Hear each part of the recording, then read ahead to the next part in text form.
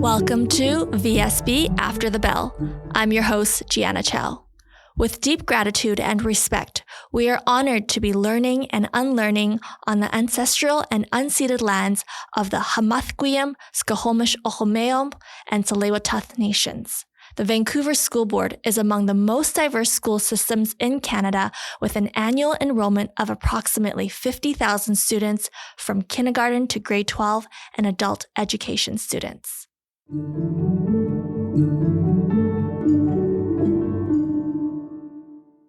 June is an exciting month for celebration and commemoration. It is National Indigenous History Month, a month dedicated to increasing our knowledge, awareness, appreciation, and respect for Indigenous histories, traditions, cultures, and contributions. It's also Pride Month, a time dedicated to celebrating and commemorating the history and contributions of the 2SLGBTQIA+ community. In a nutshell, the word intersectionality describes the interconnectedness of someone's social identities, such as their race, gender, sexuality, and class. When these identities overlap, that person can face multiple forms of discrimination at the same time. Think of it like a puzzle. Each puzzle represents a different part of who you are. When the pieces overlap, they create a unique picture of our experiences and challenges. Having an awareness of intersectionality can help us create more equitable and just learning environments for everyone. With Indigenous History Month and Pride Month top of mind, what are the unique experiences and challenges of those who overlap between Indigenous and 2SLGBTQIA+ identities?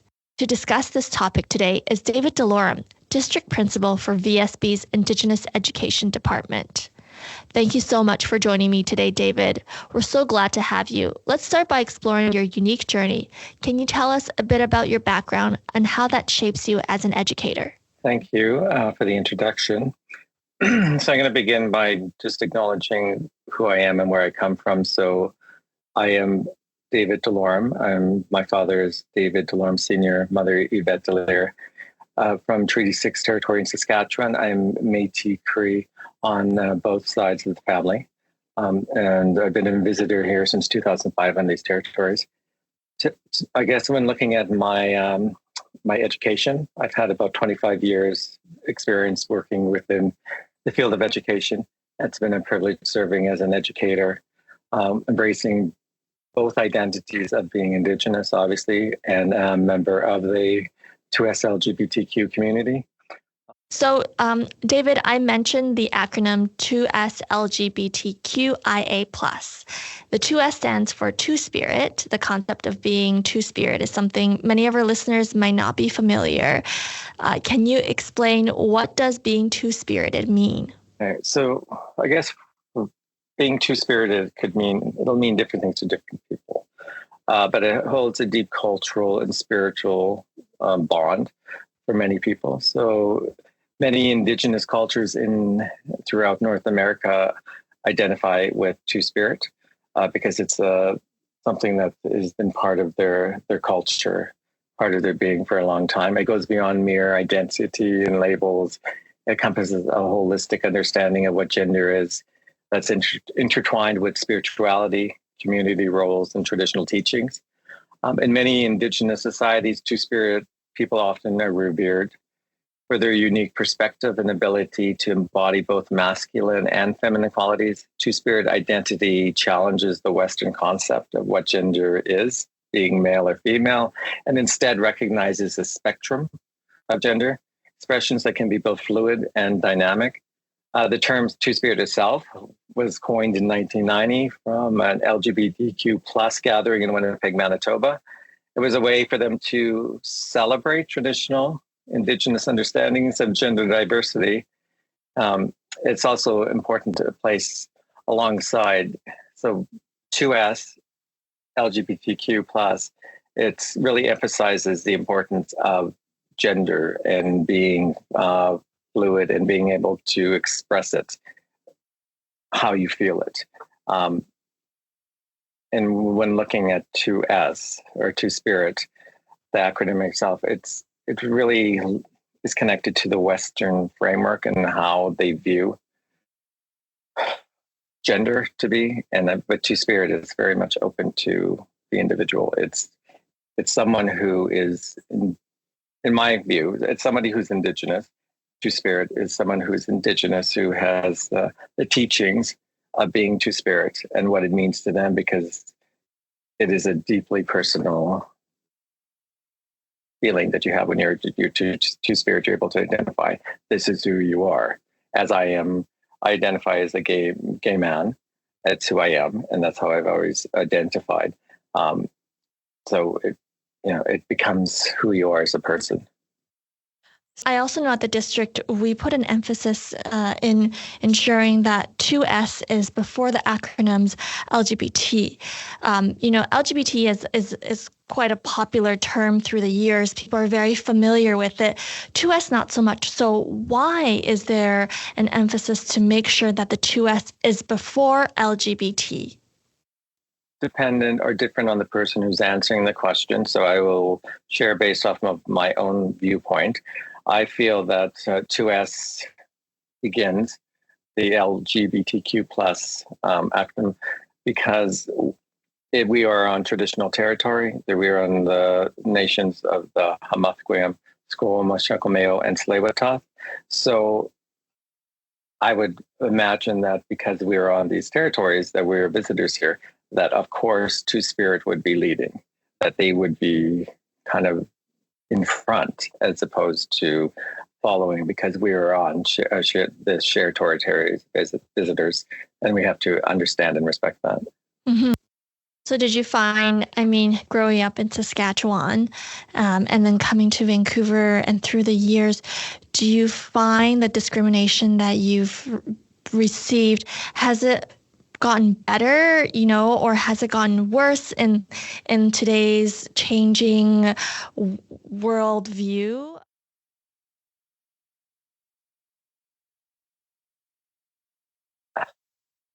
That's an interesting question. I think it's changing, because from when I was young to how young individuals are now, they're learning obviously a lot different things than I did when I was younger. So I think there's definitely positive changes happening. I think racism and discrimination, though, is very much still obviously around. That as an Indigenous person, definitely where I grew up and what I saw and went through, there was a lot of racism. Being here in Vancouver, where it is very, very much, there's many cultures, many groupings of people. I don't go through what I have, I guess, as much as I did back when I was back in the prairies, but it's still around, and you still go through different races. You deal with different issues at different times, be it either off of my racial, how I look or appear to others, or I'm dealing with the fact that kind of how people feel about me being gay and being, openly gay man married to another man. So it really depends on the situation. Has it changed? Yes. Has it changed where it needs to be completely changed? No. And I think with anything, you see there's steps forward and steps back. Yeah. Yeah, I feel like we were progressing to a certain point, and then, with everything that happened in America, and I think it's kind of also sprinkled into Canada as well, and people are less afraid to speak on the other side. So, we definitely see the pendulum swing a little bit on the other side. I think they're less afraid, and also, though, they're less open to really learn and to understand. There's so much that I've found within the last few years, that so much negativity out there, and it's continuing to percolate. So people have to be willing to be open and to learn and understand and to grow. And not everybody's at that place. Mm-hmm. And I can't imagine the discrimination that you received when growing up, or even, in your adult life, because not only did you have to deal with racism, but you had to deal with discrimination against your sexual orientation. How did you overcome that, and how does that shape you as an educator? How does that help you when you teach your students? I don't know if you ever overcome it. I think it's something that you deal with quite often. I am Indigenous. I'm visibly Indigenous. I am also a gay man and visibly a gay man. I think that through my experiences, I've kind of learned to work through the challenges that I have had. Have I forgotten them? No. I've dealt with it. I've, moved on since then. And I think that's one of the things when you think of being an educator, you bring with you into your classroom and into your teachings things that you have learned, lessons that you have learned over time through past experiences.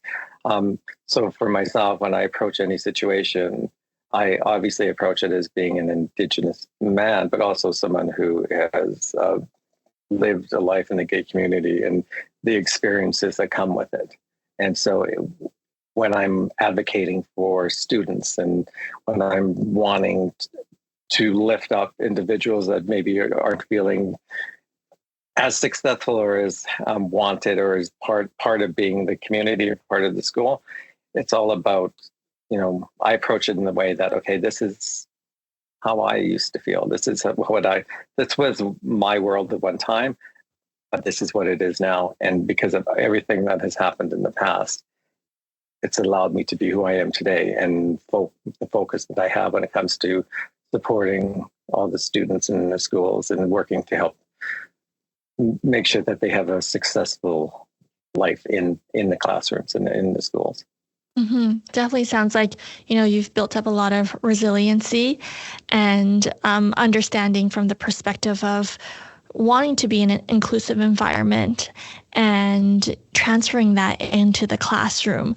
Can you give me some concrete examples of what that would look like at the district level of an inclusive environment for students based on your past experiences? Well, I can share that when I was at Hape Elementary as a principal, we had created an all-nation space or a room.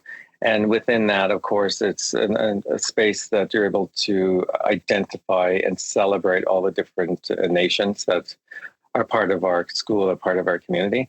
But also within that room is a safe space. It's a safe and inclusive space. So we had our rainbow flag up, which was also to represent Two-Spirit or any of the community that, again, this is a safe space. And I think that's what people have to really understand, especially within the schools. You have to create a space where the students feel included or feel safe and represented and want to be there. And I think in my experience within that school, and that's what I tend to kind of bring with me into other spaces when we talk about building spaces that are going to a place where everyone can feel included, comfortable being, wanting to be there, feel represented and heard and feel safe. So yeah, that would be a good example of that.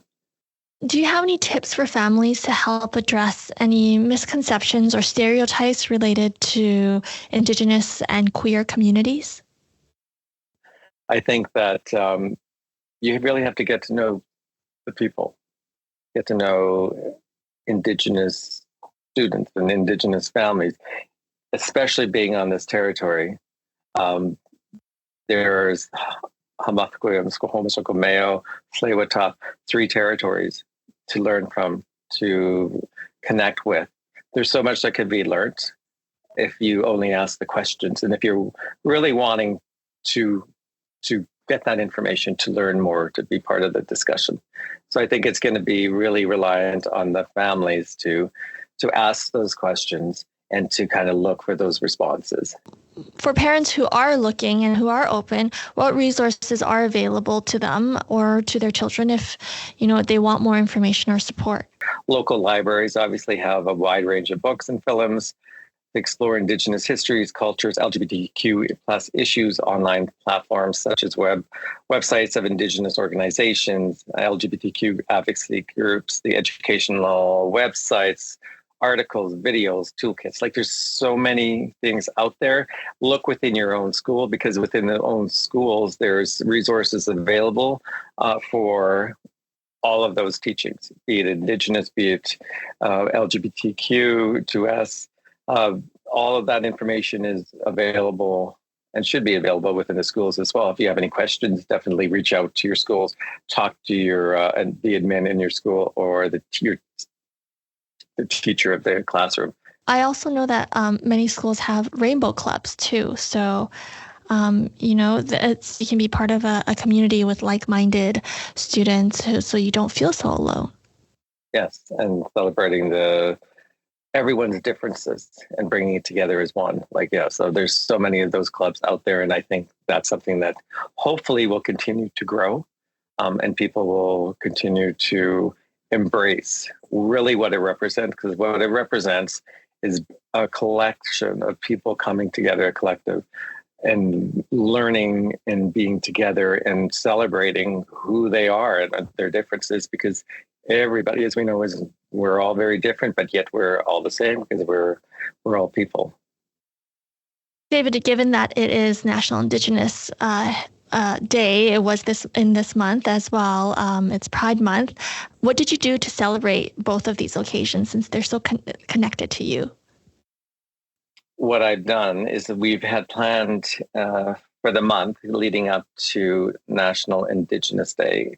We had planned a big event at the district office, and we had many people coming from the different nations to share teachings in the morning and in the afternoon. So we invited all of the staff within the district or within the school board to take part in these teachings, to learn on that day from our visitors, as well as students from local schools that came to as well learn and to celebrate. Again, because it is a day of celebration. It's a day to recognize and celebrate the nations that are locally here, and those that are living here from across Canada. So we have an urban Indigenous group that also lives here. So it's a time to celebrate all the different cultures that come together. As for the LGBTQ, the Pride celebration is coming up, so that'll be definitely something that I'll be taking part in.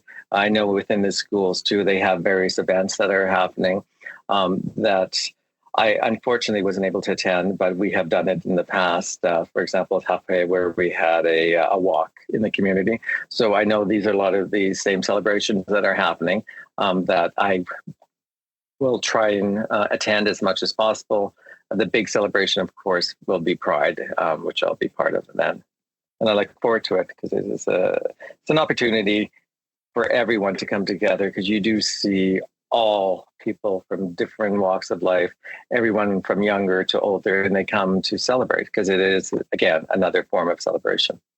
It's actually a great family event, the Pride Parade. Over the years, it's turned into something that's, I bring my kids to it. And since I joined VSB, I've actually walked in the Pride Parade with VSB. So it's great just to celebrate that diversity and see everyone else in the city celebrate and come together for that. Yeah. And I think it's important, especially now with everything going on. It's a time that people have to really celebrate and come together, because there's just so many challenges happening. Mm-hmm. So this is a perfect time to come together and unite and be as one. Yeah. Thank you so much, David, for discussing the intersectionality between these two identities and its unique set of experiences and challenges. As we celebrate and honor National Indigenous History Month and Pride Month, it's important we continue learning and unlearning as we create more equitable and just spaces for all. To our listeners, we welcome you to continue your educational journey during the month of June and beyond, as we celebrate the vibrant diversity that makes our school communities so special.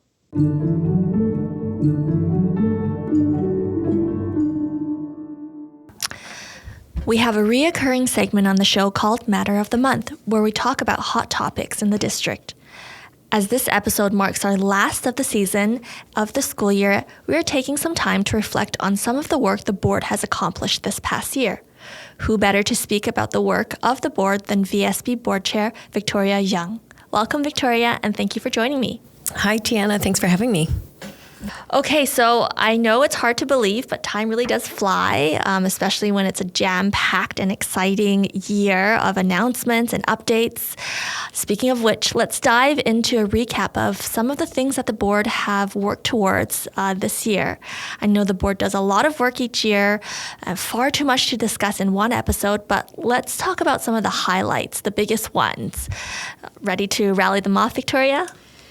Absolutely. So let's start with, I'd say, one of the bigger ones from the last year, and that was the restriction of digital devices in classrooms. It actually aligns with the provincial policy that was announced earlier this calendar year. I think it was in February.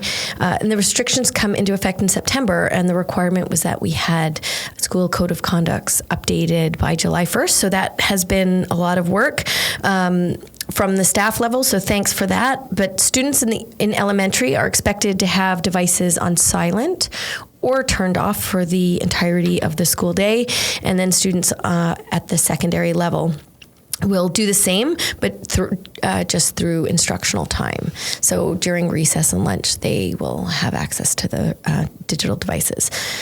We actually got a lot of kudos from parents thanking us, thanking the board. A lot of parents believe that this was for the betterment of students to help them focus. There's been a lot of research out to basically say delay giving your children a device, delay them on getting onto social media. Yeah, I'm actually really happy to hear such positive feedback from the parents and actually from teachers. It's been really great to hear, which is great to lead us into our next recent development on the board. I guess this was a couple of months ago, which we also got a great deal of kudos for, and that was the next step forward in the Olympic Village School build. So the Ministry of Education and Childcare announced funding to make that build, and that was over $150 million that they've allotted, and that also came with a $15 million expansion of Henry Hudson. So I think the understanding is knowing Sanok will bring a lot of people to the Burrard Bridge area. Yes, in Kitsilano area, and so I think that the Ministry of Education is supporting us in knowing that there are a great deal of kids who live in Olympic Village and that will be moving into the Sanok development. So the expansion of Henry Hudson and the build of the Olympic Village Elementary School will be a much welcome development in that area. Yeah, I know it's a huge milestone for the district. It's been in our capital plan for over a decade, especially for Olympic Village. So lots of staff were happy, lots of community members were happy as well. So we're super excited. A lot of work that went into that. Yeah, and it's been we've heard for many years. So we appreciate that funding and that they are listening to the needs of our district. Yeah, and a round of applause to the board for continuing to advocate and not letting go. Towards the ministry and getting funding. It's my pleasure. So moving on to our next highlight, I would say the approval of our budget. Each year it can be tough, and there's a lot of needs across the entire district, and we acknowledge that. But balancing a budget can be difficult, especially when it's the size of ours, which is $725 million.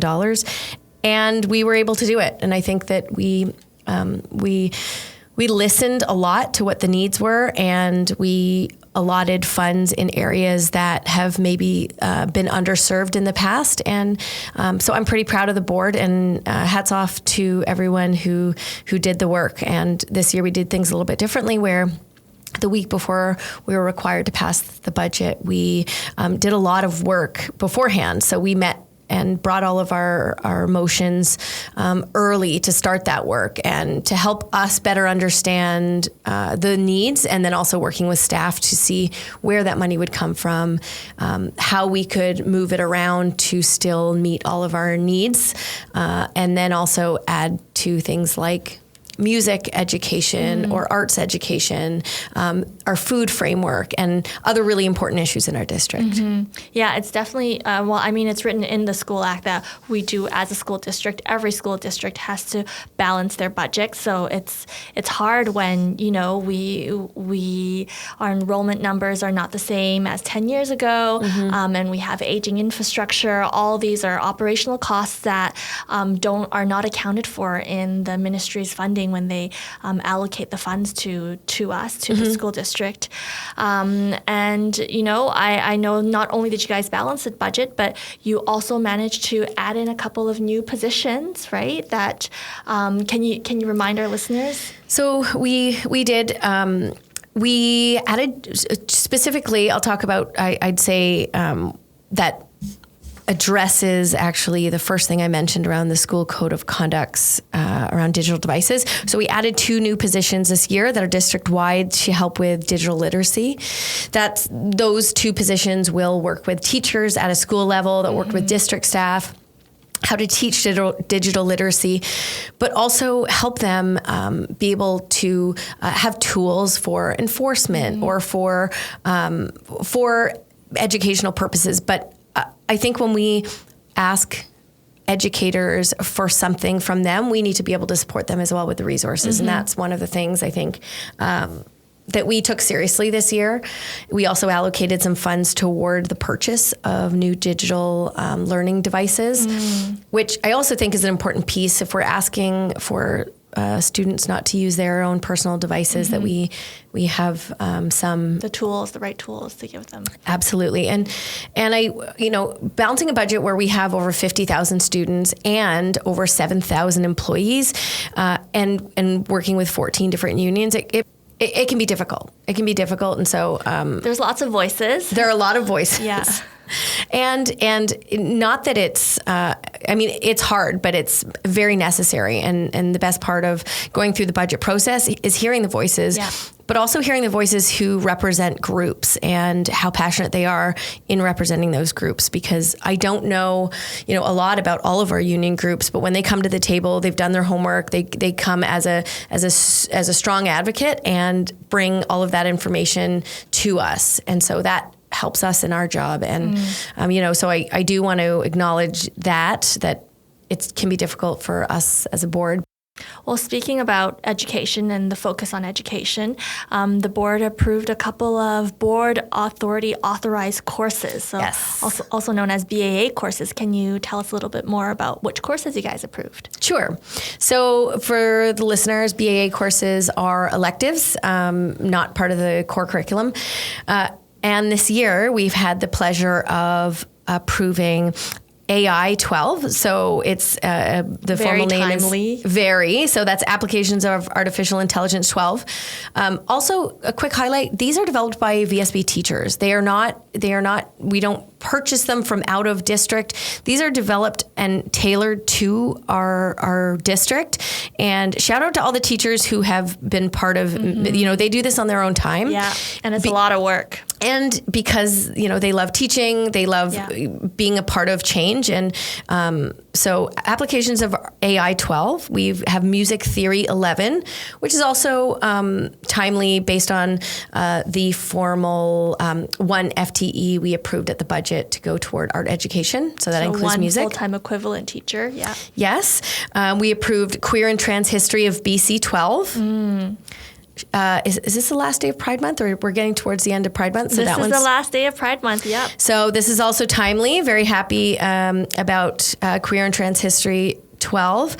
And then also just a quick shout out to the previous school year, we did approve Filipino language and culture. So incredible work done by incredible teachers, and they're available to any student in the appropriate grade level in the district, and you don't need to be a student at the course's host school to enroll. Yeah. So that's also a huge bonus. And like I said, they're developed by educators and conform to the requirements that the Ministry of Education and Childcare are set out for elective courses. Yeah, they're super interesting courses to take as an elective. So, if I were a grade 12 or 11 student, definitely I'd be looking into these as one of my electives. So what else has the board accomplished this past year? What else would you like to highlight to our listeners? So a little bit of housekeeping, the kind of boring stuff, but just making sure that we're aligning with our policies and that we're being efficient. We approved revisions to board committee policy, specifically merging finance and personnel committees from two separate committees into one. We also, for the first time, amended policy to extend invitations to representatives from each of our host nations. Hamakwiyams, Squamish, Okameo, and Tsleil-Waututh to attend our standing committee meetings. So having a seat at the table, and though I believe they've always been invited, but actually having a seat, I think is an important part of hearing all the voices in our district. Yeah, and for listeners who don't know, like the board meets every month at the end of the month on a Monday for their general board meeting. But within there's many committee meetings, and before we had like 5 or 6 committee meetings, and each one was focused on something different. But we saw that with finance and personnel, which is about HR matters, and one is about financial matters, there wasn't enough information to have 2 separate committee meetings. So the board saw the need to kind of merge them together and streamline the processes and make it more efficient for everyone. Yeah, and I think for the committees that didn't have meetings often, sometimes people felt like they were missing out. So what this does now is it allows for more meetings that they have the opportunity to sit in and to have their voice heard, rather than less meetings. Not glamorous work, but work that needs to be done. But there are other things that are not glamorous, but they got a lot of attention from the public. Yeah, that's one way to say it. One was the SLO program, the School Liaison Officer program.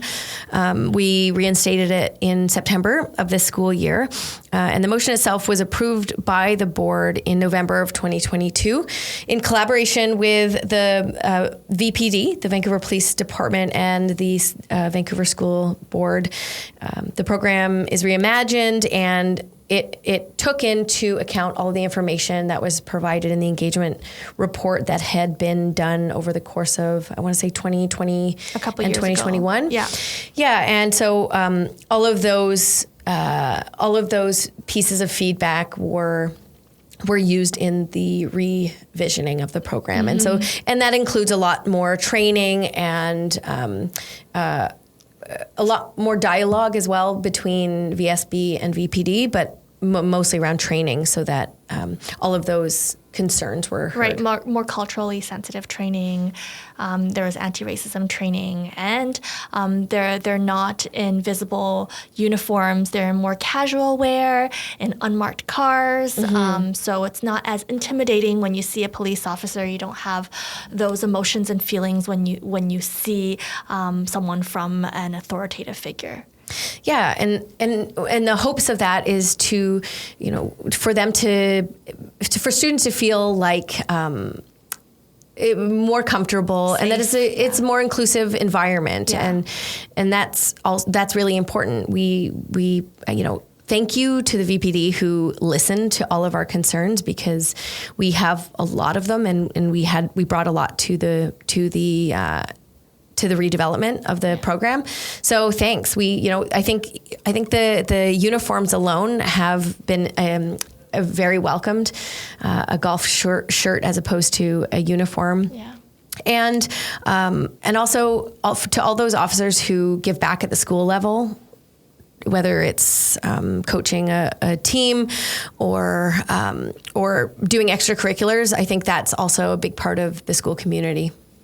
Yeah, it's really a resource, right, to help students feel more safe. Exactly. Okay, and last but not least, I would like to highlight also back in September, the board suspended 2 engagement processes. Right. So we heard a lot from community, but we also hear what's happening at the city level. And so because of that, the first was regarding the proposed school closure of Sir Guy Carleton Elementary. And Carleton, just as a reminder, is a school that hasn't been used for more than 7 years due to a fire. So it's 2016. So it's kind of just been empty for the last few years. And so in order to do something with the property, you had to go through a formal closure process written in policy, and then you could do something with the land, right? Correct. And then that also involves a lot of engagement before that's able to be done. And then on top of Sir Guy Carleton Elementary engagement process being suspended, we also suspended the engagement for the Graham Bruce Elementary School field, which had, there was a surplus declaration for the eastern portion that we were discussing. Surplus declaration meaning that the board was maybe considering essentially saying the land on the outside field, we didn't need as much of it and we could split that land. Yeah, so before to have a discussion formally, we have to follow policy. We follow policy, and that looks at, and so the Graham Bruce field is larger than the average elementary school field we have in the district. And so we look at all options. And so to do our due diligence, we have to enter into engagement. But based on some of the City of Vancouver's amendments to zoning and development bylaws, we took a step back and said, okay, hang on, let's suspend this engagement and let's have a better understand what they're doing on the housing side for the missing middle. And then better be able to make decisions. So that was also, something we've heard a lot from the community about. Definitely a tough decision, but a much needed decision before we make any changes that, could have big implications as the city changes in development and density. That's a tough part of the job too, is the constant in life is change. And so the city is constantly changing. We see people move around the city a lot too, which affects enrollment numbers. We see, and I think the demographic of the city is changing. And although, we think that families are moving in, quite often they don't stay in Vancouver. And so there's a lot of difficulties around cost of living, et cetera. So we build our policies so that they are dynamic and they can change with the changes of the city. And that's one of them, when we can suspend an engagement process because things are changing around us. I think that shows how the board adapts and the district adapts to changes. Well, Victoria, that's a lot of motions and a lot of decisions that the board made this year. I know you're only highlighting a few. I want to thank you so much for taking the time to recap what happened this year from the board's perspective. Before we say goodbye, for the last time this season, is there anything else you'd like to add? Yes. First of all, I thank my colleagues, all the trustees on the board. We spend a lot of hours outside of 9 to 5 in the school board building, on teams, meeting and with meeting with people outside of the school board as well. So community members, parents.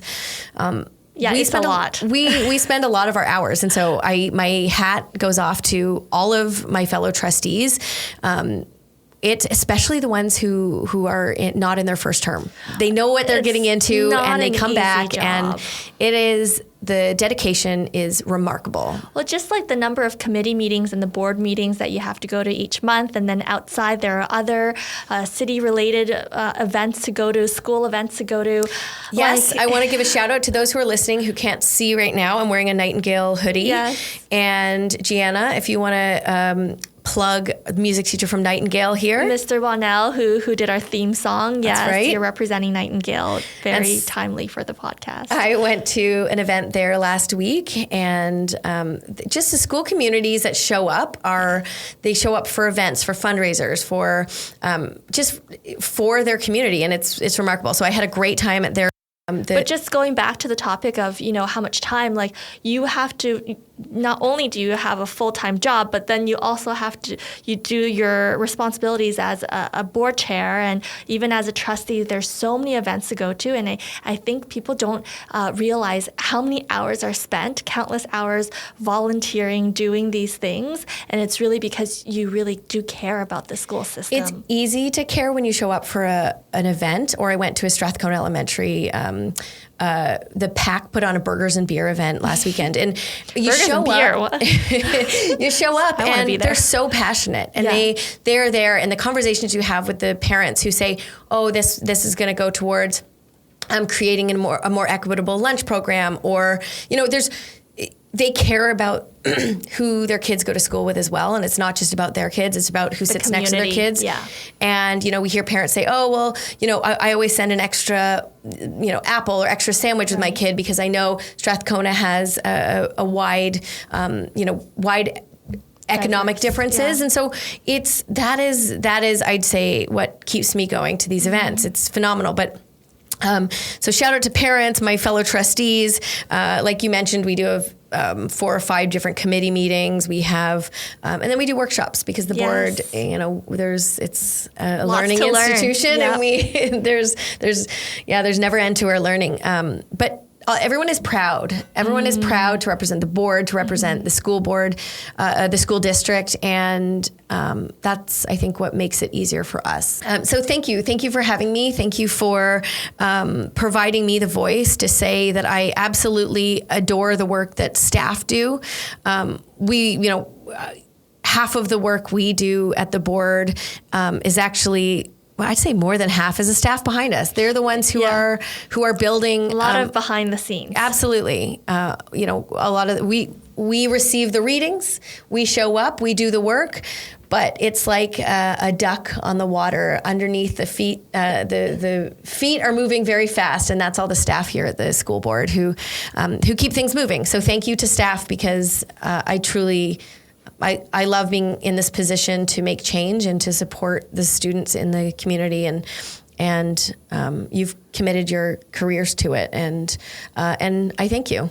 Well, thank you, Victoria, for being a passionate board chair, being a passionate trustee who really cares about the school district and wears it. I see it every time when I see you. You really do care about the kids. So, and thank you for being here. My to our pleasure. listeners, thank you for joining us on Season 2 of VSB After the Bell. We look forward to connecting again in September. But until then, have a great summer. Woohoo!